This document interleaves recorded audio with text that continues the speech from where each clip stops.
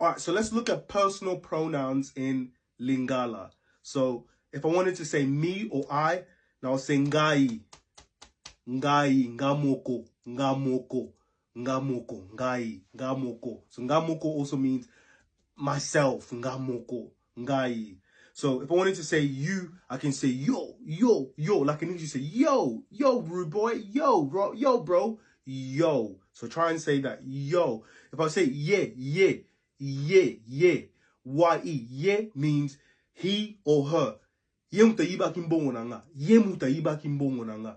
That person stole my money. Yeah. So I didn't say their gender. I just said yeah. So yeah can be male or female. So I say ye muta iba kimbongo nanga.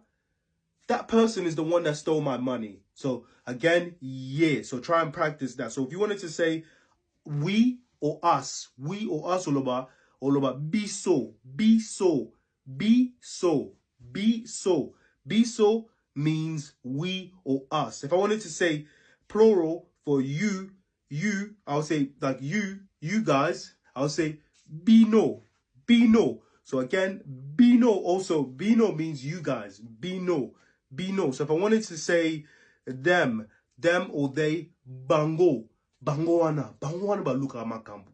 Bangoana ba luka la biso makambu. They're the ones that always look for trouble. They're the ones that look for trouble. Bango mutu ba luka makambu. Bango mutu ba luka makambu. So make sure you practice those personal pronouns. If you want me to make any certain content, something you're interested in, please leave a message in a comment or hit me up in a DM. Merci. Thank you, Joel.